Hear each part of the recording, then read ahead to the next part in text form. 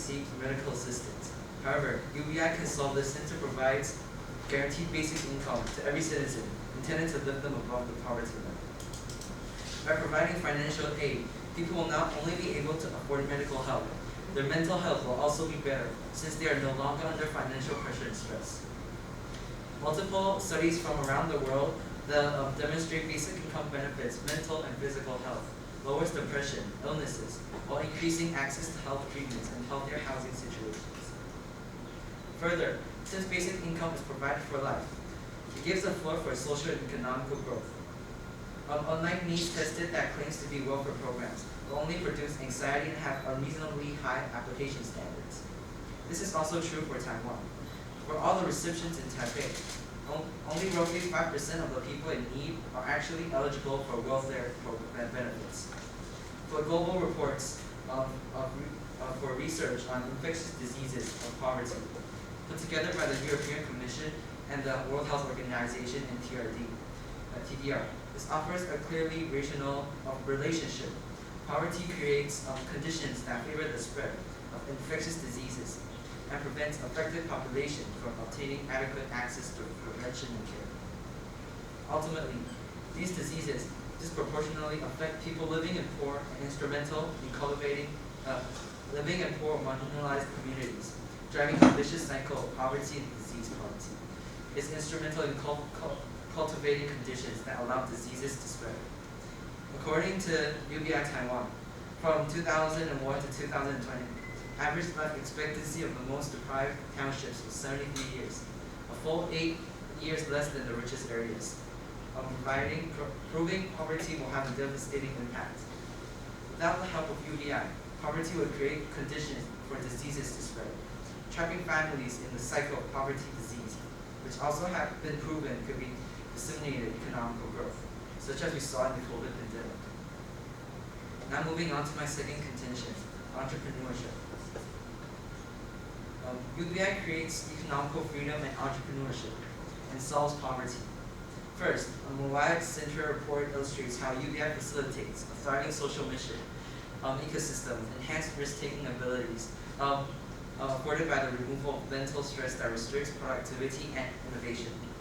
By de-risking social entrepreneurship for those who cannot risk the potential downside, UBI can effectively address the poor and UBI can effectively address poverty. With more and more people starting businesses, this creates more jobs for the poor and others. By giving more job opportunities, this creates self-employed workers to improve their jobs. Income stability is the key to form a pathway out of poverty. Canada Child Benefit, CCB, a basic income for families, contributed over $46 billion a year to our economy, creating more than 450,000 jobs, while lifting 250,000 families out of poverty. For every $1 given to Canadian families, $2 is generated in economical activity. By guaranteeing some income periodically and being unconditional, it liberates the recipient to pursue work they find meaningful, which in result turns in better economic outcomes.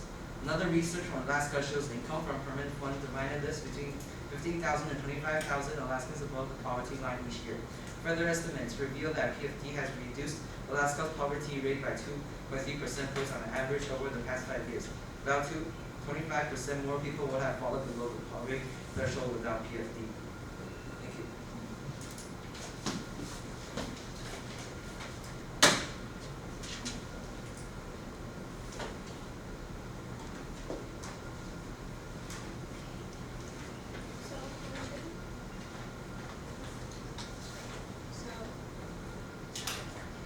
Good afternoon, study judges and co-debaters. We strongly negate the resolution. We live in a materialistic reality, therefore making such an ideal policy that UBI is impractical.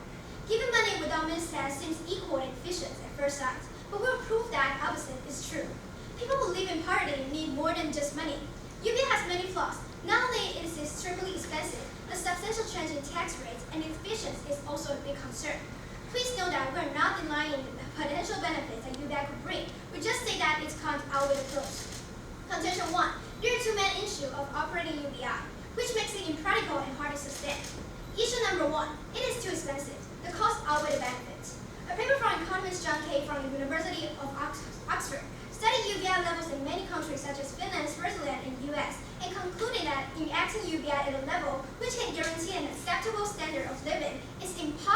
expensive. The cost of a sufficient UBI scam would be extremely high according to International Labor Office, which estimates average cost of equivalent to 20 to 30% of GDP in most countries. So how much would a UBI actually cost? According to a proposal by UBI Taiwan, each Taiwanese individual will receive between 10,000 to 16,000 NTD per month. If we use the statistic from Taiwan National Department of Household Affairs, there is an estimate of 23.3 million people of January. If we multiply this number by 13,000, which is the median of the UBI monthly paycheck, a monthly UBI costs 300 billion NTD and 3 trillion a year. In contrast, welfare programs are more helpful and according to Executive General Office, only cost 600 billion NTD of the last year.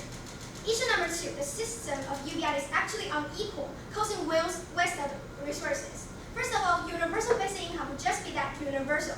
That means that everyone, regardless of how poor or rich, will get the same amount of money. Even millionaires receive monthly payments they don't need. If Taiwanese government took all the money it spent on AIDS and welfare program now and divided among the entire population, the poor would receive much less than AIDS that they do now. Therefore, UBI isn't the most efficient way to help people in need.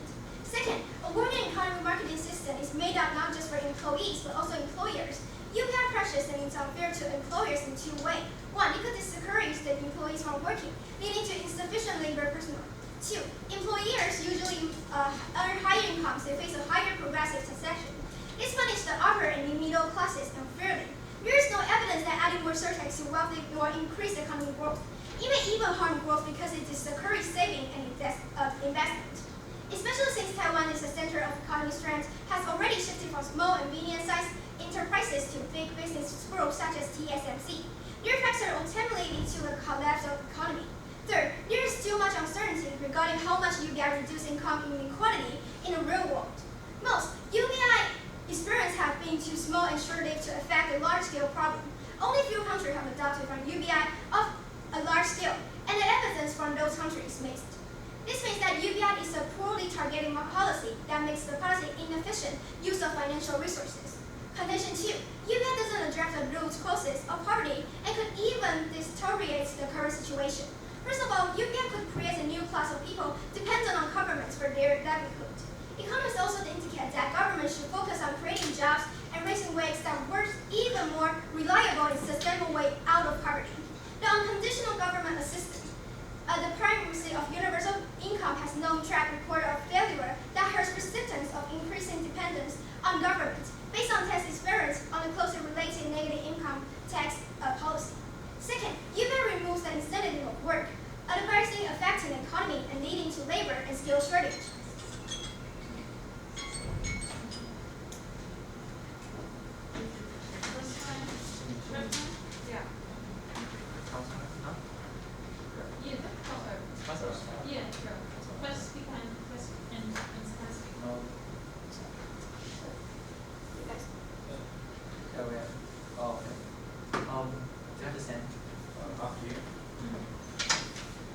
Do you guys have any evidence that UBI will actually lead to lazy workers?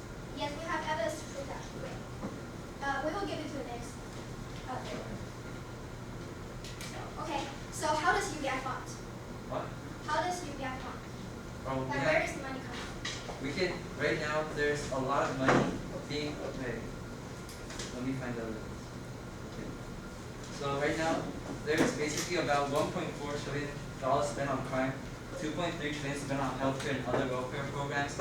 Not being a tax, we can use tax as the money too. This will be able to support the fund that UBI needs. So you're going to use the tax on welfare to operate UBI? Well, basically, yes. Okay. So next question is that you say that UBI can help people in poverty to invest and go to a higher education for themselves. But since that they're in poverty, the money that you give them is to meet their basic need, like buying a necessity or something. So how can I even think about to invest themselves? You mean like they can't really use the money to invest in how can you ensure that they well, will actually? Well, the money is to help them help them get out of poverty, and for the job opportunity that UBI creates, because there's other people, they have backup as UBI has money, so they know even if they fail, they still can get a bit of money So this can lead to more jobs, and those poor people who like get out of poverty, they can work. Like you have to get them out of poverty first. But how can you get them out of poverty? Just like only giving them the money only can meet their basic need. Wait, what do you mean? Yes, I mean. Like you say that UBI can help people out of poverty, and then if they out of poverty, they can get job and then increase the economic growth. But the first point is how can you actually get them out of poverty? Just giving them the money that could only meet their basic need. It's actually the money is helping them on helping them sustain their life, and even they can save up a little bit, even though it might be a little bit, but that still creates more chances. And even they can right now they can meet their basic needs. Well, we can put more help on them because one of our goal is to they can based on that to meet their basic needs until they find a job which can like help them out gain more money. Okay, so then like a welfare system like giving people not only just the money, they still give people other and like education, medical care. Then you are saying that you're using the tax for operating welfare system to operate UBI. And how can UBI give people's like current situation, education and medical care? Like how does the money? Oh no. Wait, can you rephrase that? Like I say, welfare system gives people more than just money. They give people education and other medical. You said already like there's only a really small percentage of people who are actually eligible for welfare. So because we can see right now these welfare programs is not working because there's still many people stuck in poverty and that need our help. Then why we implement it to everyone? You say that it's only small amount who need that. Then the point is we just focus on that. Why everyone? There are people that don't need the money.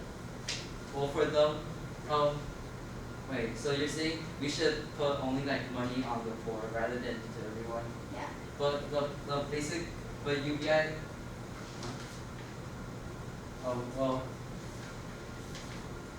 Can you say that again? I say that UBI is basically given to everyone regardless you're poor or rich. But now the people who actually in need are poor. Then why not we just fund all the money only focus on the poor and actually get them out of poverty, not just give them money to only meet their basic needs. Because the rich people might also need the money for like stuff.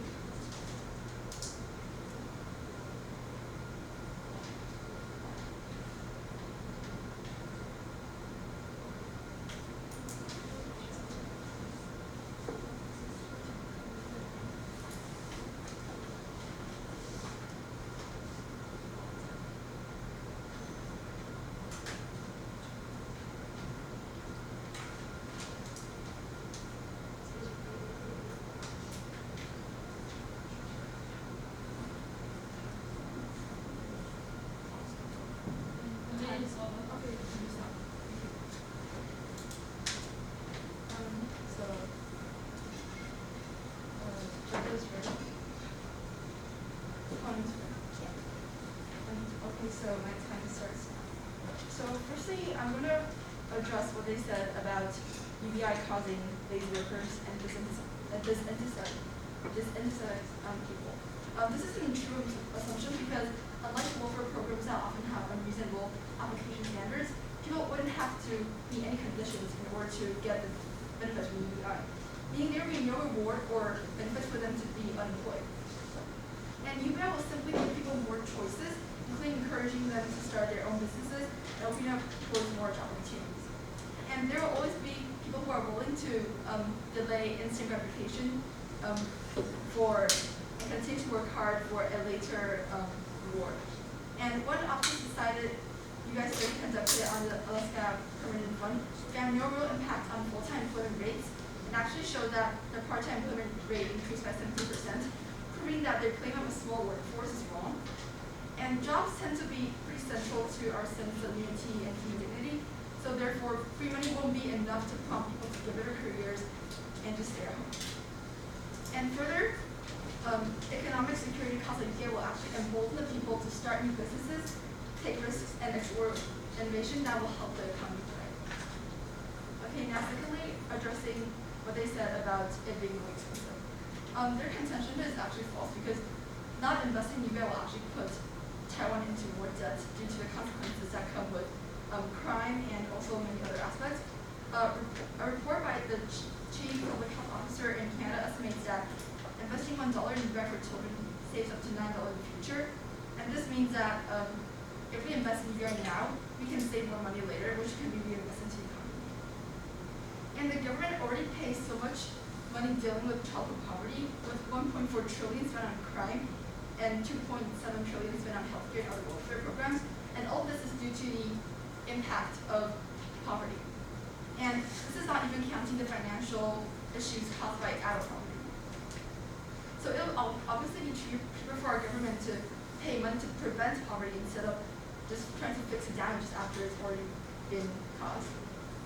And UBI will solve this because people spend much less money compared to other programs while being so much more meaningful and productive. So now addressing what they said about how it's unfair for the rich to get taxed to finance UBI. So because you're saying that since the rich don't need the welfare benefits, then they shouldn't be taxed to help the poor.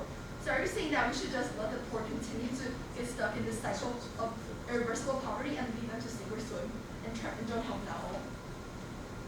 Okay. Now I think they also mentioned something about how we have in the status quo we have the social welfare programs that are actually better than UBI. But this is not true because the eligibility of the social welfare programs in the status quo are not working because it's extremely low, so the people who actually need them might not be able to apply for them. Therefore, UBI will be much better because it is unconditional and universal. Therefore, it would help much more people because it wouldn't have all those regulations about who gets money and who does not. Thank you.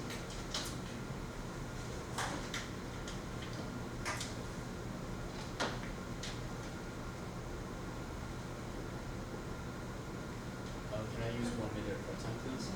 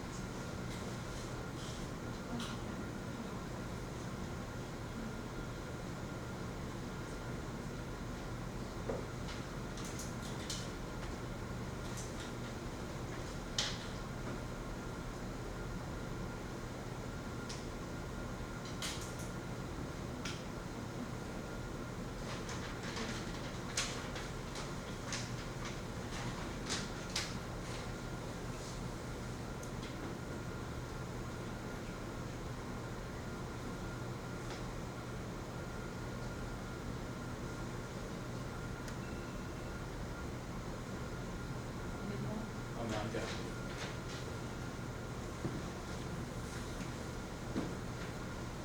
The judges ready? Performance are good? Thanks. And I'll start my goal speech now. Alright, before I say anything else, I would like us to all look at a bigger picture of things. Everyone, the middle class, the wealthy class, and not just the disadvantaged people, but they matter a lot as well. So first of all, I'm going to rebut their point on them saying that poverty is caused and the impact of that is a lot of illnesses and diseases going on. Well, welfare already deals with this. In Taiwan, we have something called health insurance, which many countries envy a lot. And Taiwan is well known for its amazing healthcare system that is systemized and is proven to be useful for so many years. And the UBI, on the other hand, we have not implemented it before. So no one knows. The risks are far too high. And secondly, why social welfare is good is because social welfare is targeted. It's targeted at the people who need aid. People need more than just money to climb out of poverty. Some people are addicted to things. Some people need education.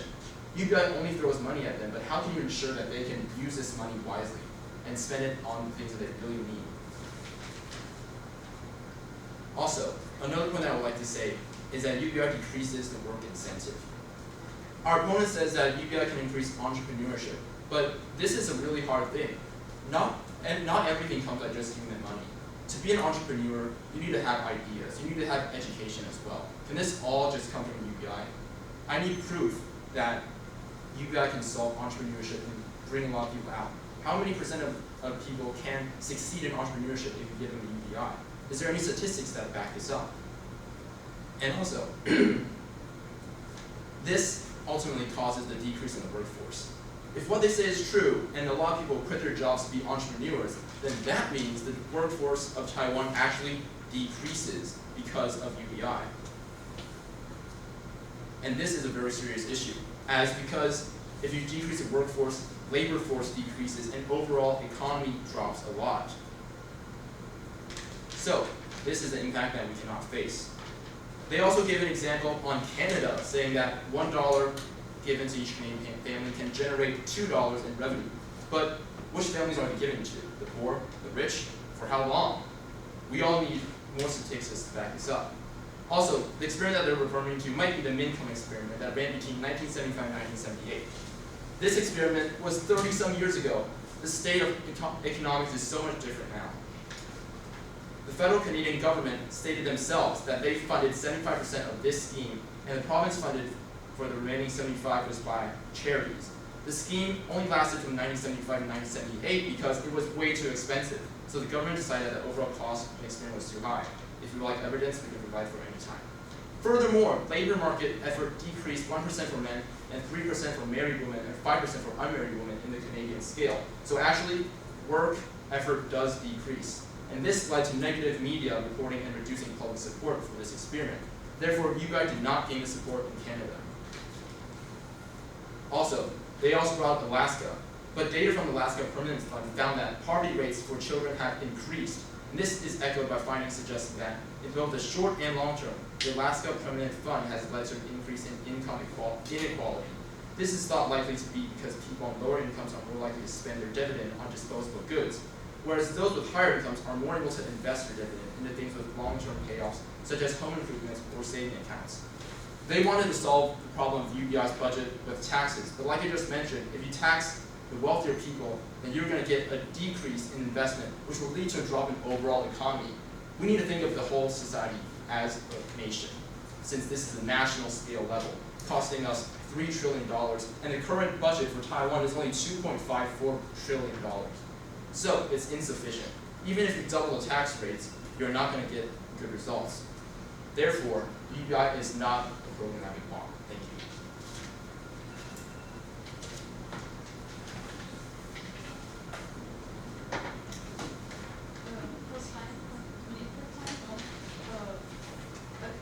First time. First time. Yeah. The speaker and first speaker. As a prototype, you want to ask first or you want to ask first? Do you think that help you know that people will spend the money on meaningful things? Right, because you guys, one of your points is entrepreneurship, right? So to get to be an entrepreneur, you need more than just money. I mean that you said that how do you know the poor will actually spend UBI on meaningful things? Right, that's also a And big how issue. about saying that they don't spend it, it's on drugs? It's not our burden to prove that they will spend it on meaningful things, it's yours, because you say that the benefits of UBI are this and that. We do not say any benefits of the UBI, that's for you to prove. Wait, but then you claim that they will actually spend it on other things. No, we didn't say that they will spend on other things. But our evidence from Alaska did say that they will spend it on more expendable goods, such as winter coats or more alcohol and stuff like this. Yeah, And yes, that's why UBI will actually work, because when you give them money, they will actually spend it on basic things instead of just being irresponsible when they're like. But I'm contradicting your point on entrepreneurship, your second contention. You guys spent a long time talking about this. I'm saying that how can you prove that this leads to entrepreneurship? And basic needs are already covered by welfare, because we're talking about in Taiwan, right? In Taiwan, we have health insurance. And if you actually look up the starving rate of people in Taiwan, you find that not many people starve. Health insurance in Taiwan will not cover the like the stress generated and anxiety generated from the means test and the welfare programs, the applications, because it's really complicated and it's really hard for people to become eligible for this. So people will actually get stressed out and anxiety from this. So healthcare will not solve this. Wait, so how much percent of the people are getting stressed or not being able to apply to social Only welfare? 5% are eligible in Taipei, so that means the rest of the population are being stressed. So you're saying 95% are not able to apply? Out Is of that what you're intending? in and Taipei. In Taipei, and they get stressed from this. Like, where's the evidence that this causes them to get Because it stressed? causes There's a lot of things financial that happen in people's lives that they get stressed. It's not They like don't this. have money, they're stressed out because they can't support their families. Right, so can we see the evidence for this? But that's logical. Like, But you said in Taipei, right? So that they must have done quantitative research to get the result from Taipei. yeah, we do have it. Yeah. Like, Yeah, for so older I'd people- like to see that. I'd like to see that.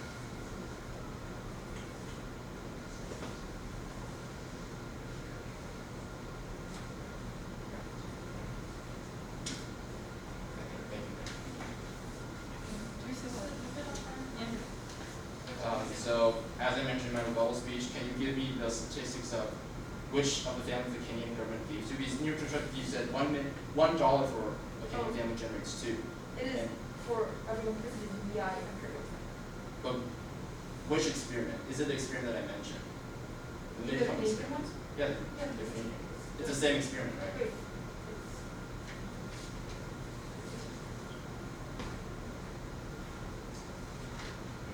It's the same. But it's a Canada Child Benefit. How is that the same as UBI? Because No, from your it's- evidence, It's a basic income for families because it's focused on supporting. so it's focused on only supporting children and families, not everyone, apparently, because it's So for they children. just demonstrated like a similar program to UBI. So it's not the exact same, it's just similar. But there's no actual example of UBI yet. So it's all empirical examples. Well, there's actually some examples that maybe you can find. Alaska is an example that has gone to date. Can I take 1 minute?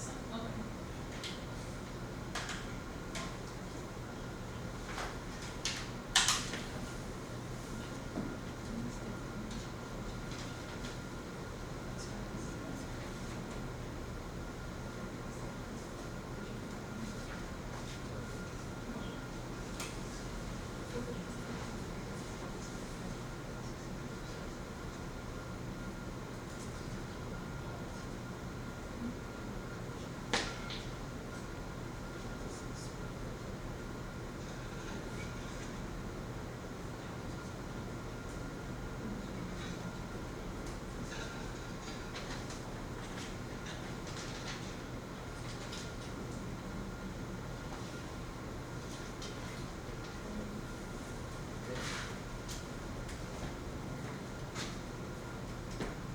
It's 3 minutes, right?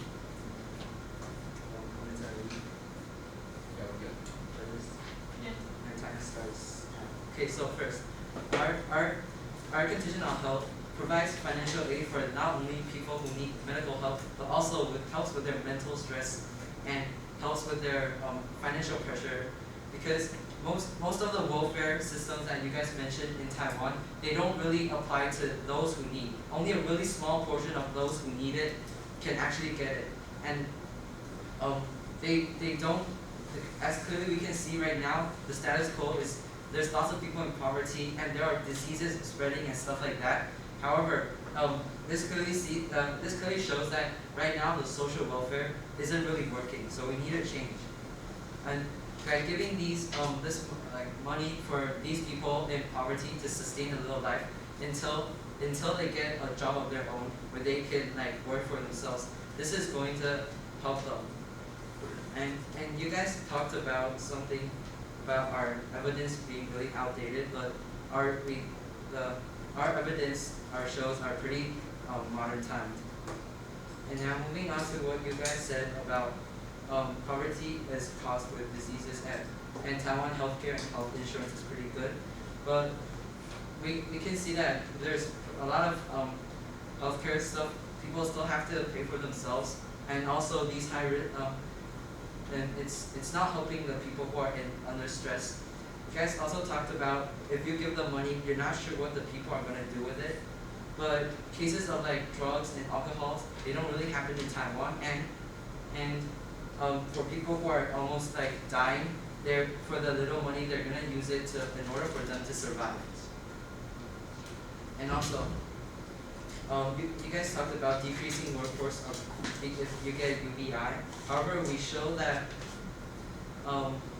the study showed that part-time employment increased by 17% after UBI. It said, and also taxing the richer, the rich is just a really small portion of the economy, while giving them, taxing them is only just giving the UBI back into the government where they can help redirect the money towards the people who need it.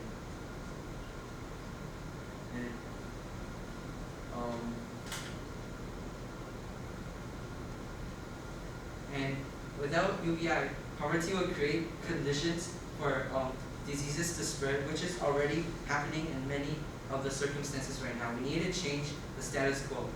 Okay, I'm done. Thank you.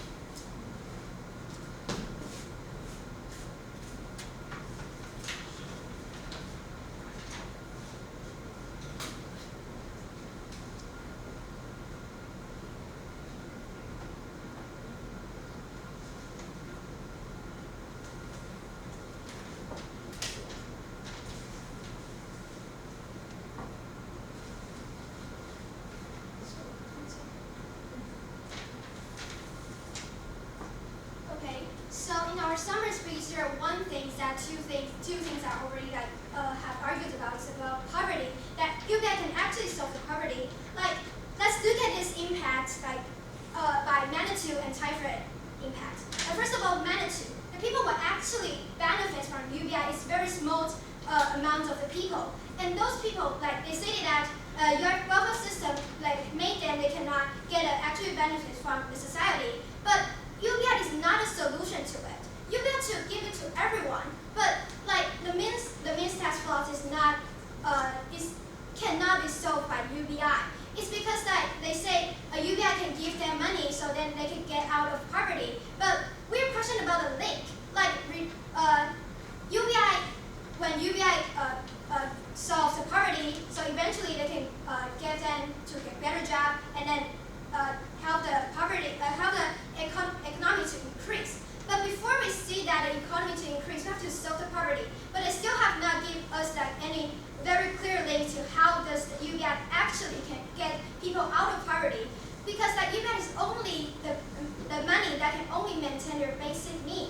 Which means that after they spending all this money on their basic need, how they're not even using more money to invest themselves to higher education, and then eventually to really get into the labor markets and then actually benefit the whole society.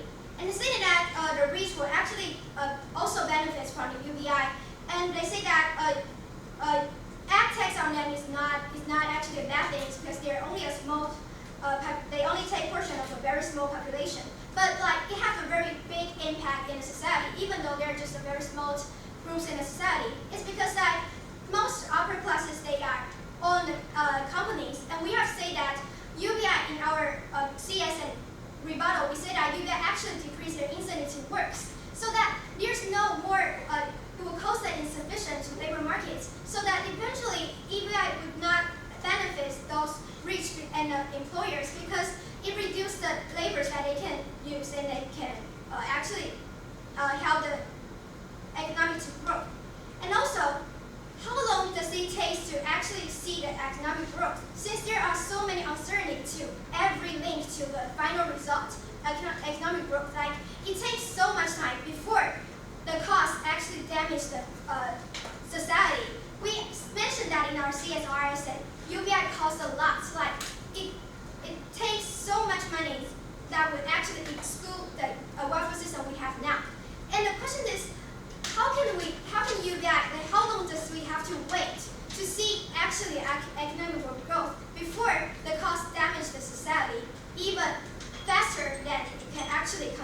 possibility to society.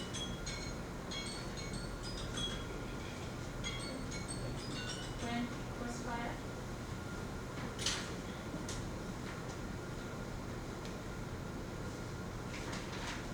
Three minutes. And 3, 2, 1. You guys wanna ask? You guys mentioned about making sure people spend the money on drugs and stuff. Can you have like evidence on that? We didn't. I didn't say the word drugs. I said they were going to invest them in basic goods such as winter coats, and I did mention alcohol.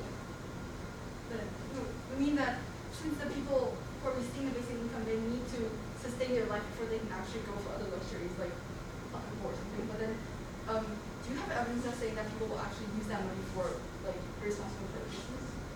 You said that it's logical that people use the money to buy basic necessities, right? So it's also logical that they might use it to buy things that they need. And these are not Do they need very alcohol? they are not very expensive things. But do they need that?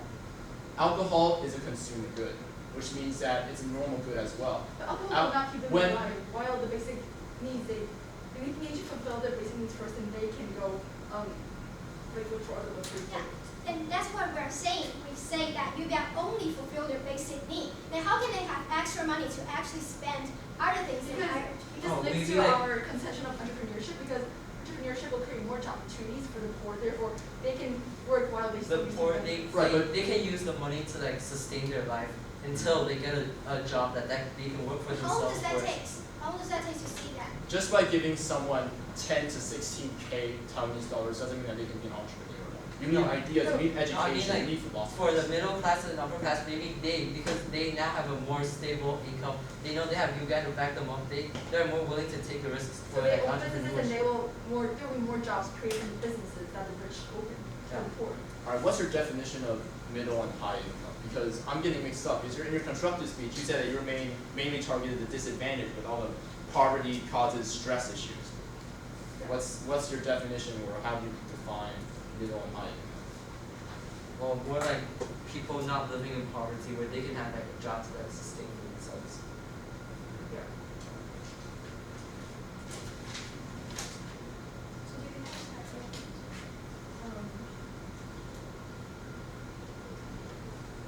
So how will healthcare solve the stress and mental anxiety that comes from the means test and the welfare programs?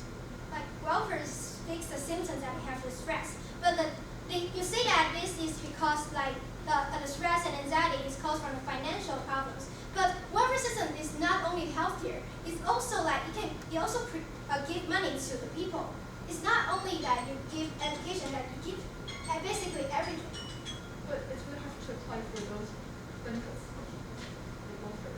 Yeah, but UBI is not a solution to to solve that problems.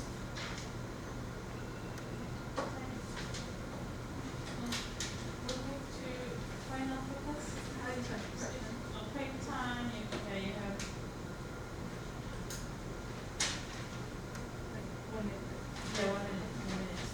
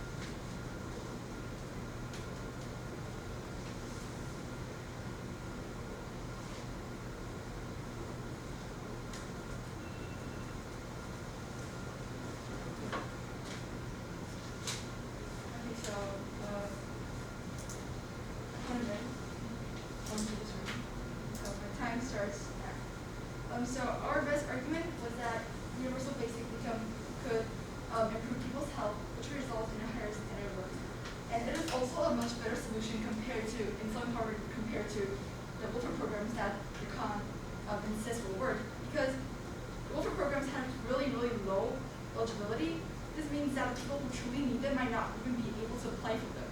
And we actually have a statistic for this because in Taipei, according to our research, only 5% of people who truly are in need are able to apply for these programs, meaning that there are actually a really big population of people who need help but cannot get help due to the unreasonable application standards of the welfare programs that they are installing right now. And secondly, we win on probability because by distributing UBI, there is a high chance of people using the extra cash for personalized usage, such as, for example, they can start businesses or they can pay for other usages that the welfare programs might not be able to cover because they will not know what people truly need. So giving cash will be the most direct way. And the cash can also help them get out of poverty, which will make their harsh living conditions less traumatic and help them find a job. And possible them finding a job, they can use that money to sustain their life. And the opposition's argument on causing laziness has a very low probability because we have evidence saying that the overall employment rate actually rose 70%, meaning that even if UBI is enacted, people will still work because it is essential to their character overall. And we solve the condition of debt and high expenses by raising taxes from people. And even if you claim that the poor will then be further negatively harmed, this is not true because the poor will not have an income for UBI, therefore they will not be required to pay taxes.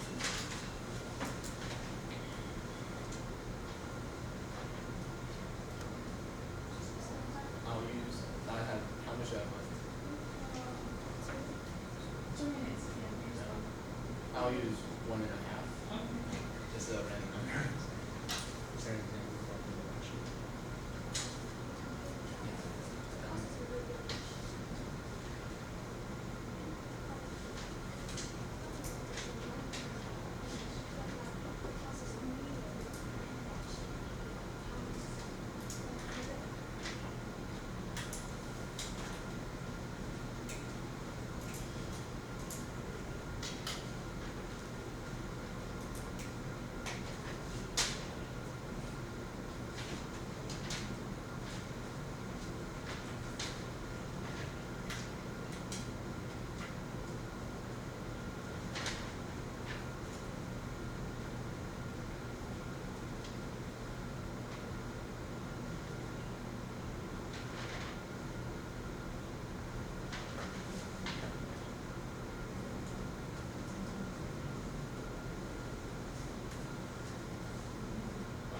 I would like to speak now.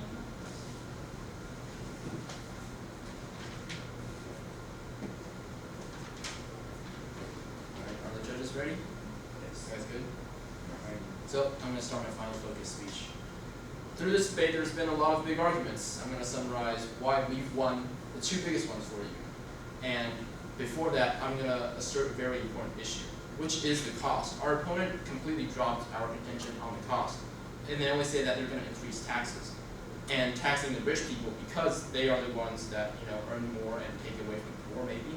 But actually, saving, not spending, is what drives growth because it provides capitals that firms use to innovate and invest. And also, Taiwan's economy, although the rich people are small, but they make up the majority of Taiwanese economy. The big companies such as TSMC, these are the ones that cultivate Taiwan's economy to propel into the future. Tolerating inequality is worth it because a wealthier and more unequal economy has the potential to make everyone better off from rising living standards. And with appropriate redistributive policies, some of the wealth can be funded into social insurance and welfare, which in turn will solve their issues on the mental stress or physical stress and spread of diseases. Moreover, Taiwan, as we have said before, is already very well solved in terms of health and diseases. So this problem and this issue is case closed. Also, we would like to say one thing. If UBI was such a big and it was such a utopian and perfect plan, then why hasn't any country, up to this date, implemented UBI on the full national scale. Every single piece of evidence they gave was only a small amount. It was either a state or it was either a district, but that is not the case. What they're going for is UBI for the whole of Taiwan, which we have calculated is going to take $3 trillion. Our total income of tax revenue is only $2.54 trillion. It's completely insufficient enough, even if you add more tax inside. Moreover, are you just going to give up all the other things that we use from taxes? Are you going to give up national defense? Are you going to give up education? These are things that are fundamental to our own society and that we should look forward to. So we should look at the big picture. Thank you.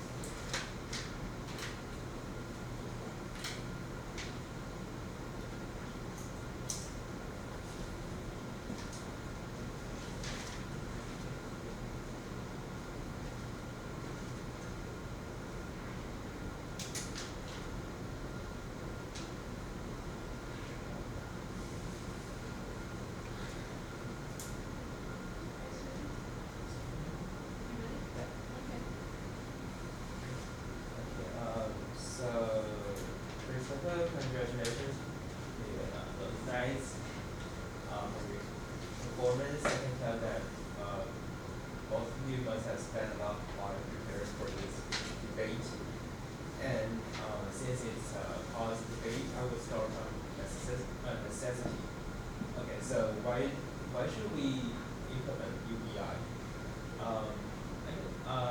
The first side told me that one of your reasons is that you consider about entrepreneurship, want to start an enterprise, but from what concept help that if you want to start an enterprise, you may need something else, like you need business ideas, business plans, and from what I consider, I think that if you really need some money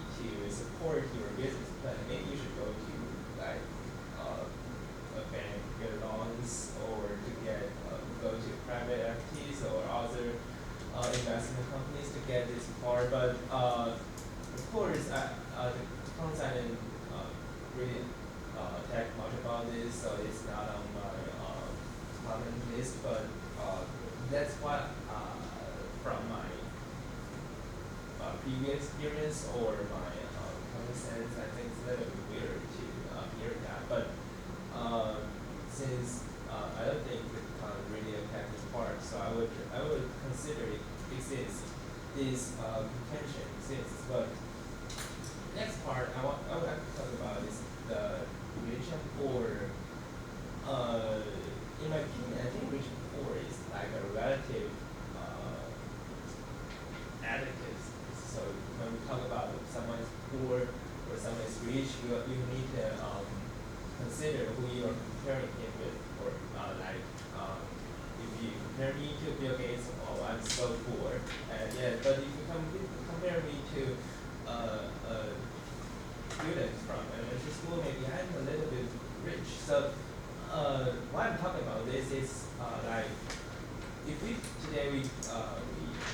give the all citizens in Taiwan like a conditional basic income, so it is expected that the price will go up, and will the like a few $1,000s really make some difference, make impact to those in need? I think that's what I want to hear, but I really didn't hear pro sides give me much information about this part. So maybe that's what you can adjust in the later on debates. And so back to my comment is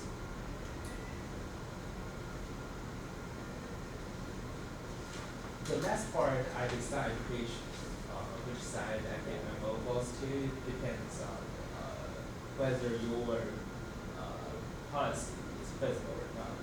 So I hear that you want to, I think that speaker one tells us that you want to like remove the existing resource in some welfare system to support the conditional basic income funding system. It's a little bit weird to me since I don't see your point. Since you are just we're talking about these people who need support, right? These people are who our welfare system supports too, but right now you're taking away their resource and giving them another resource called unconditional basic income. I don't see the difference. You're just taking their money away and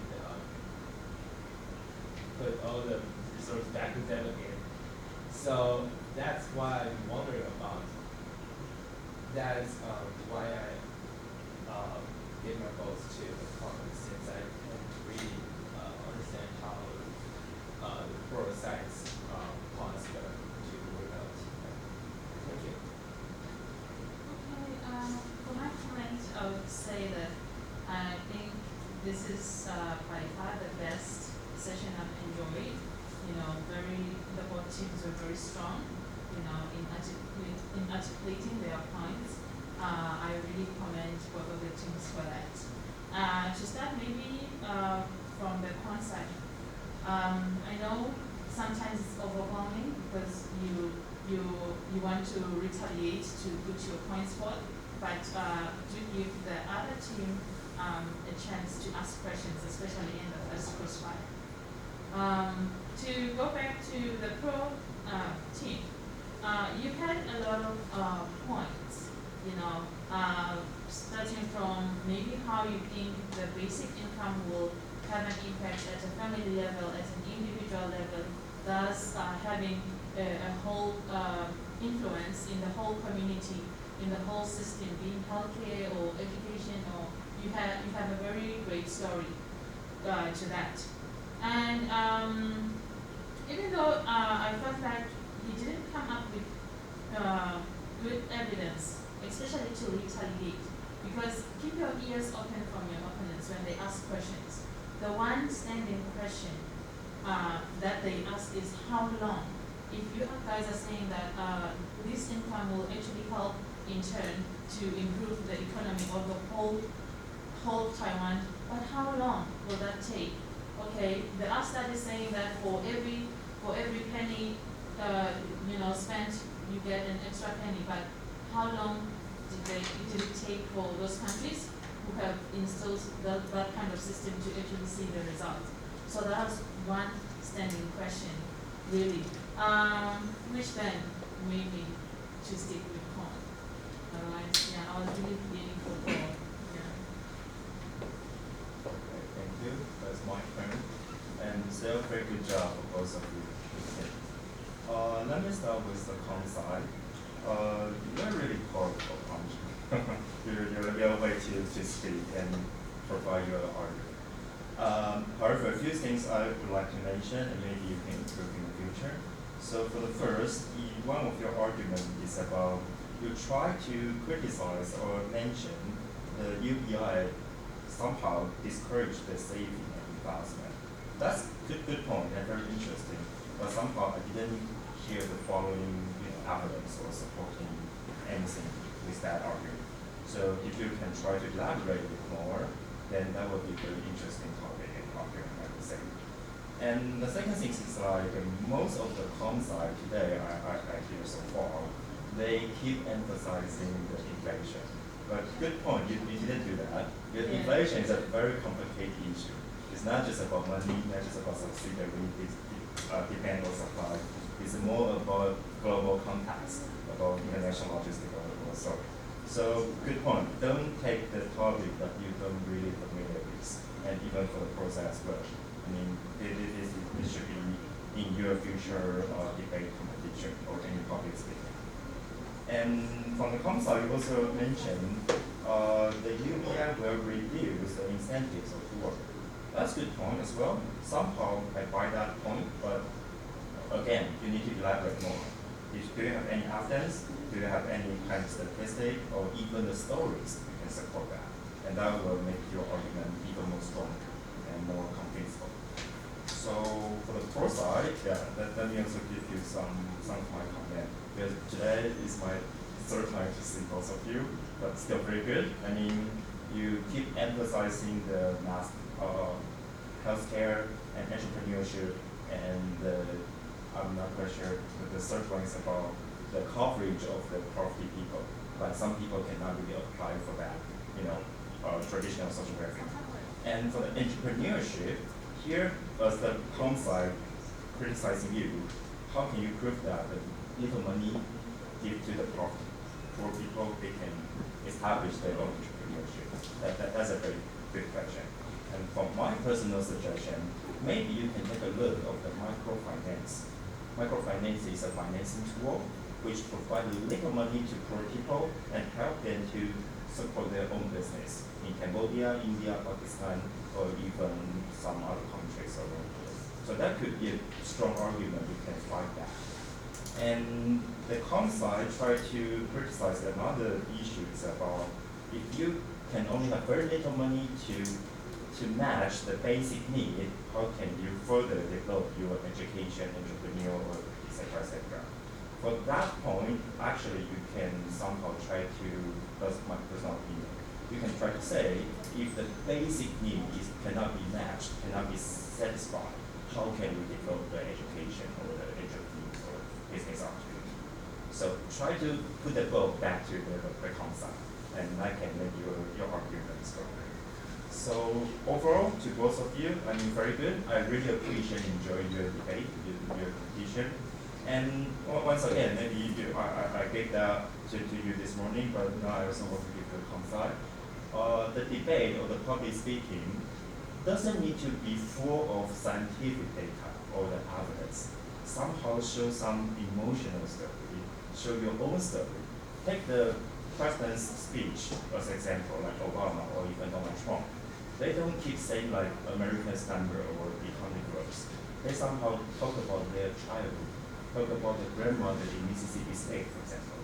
And that makes you more, warming, and you can come So good job. Thank you.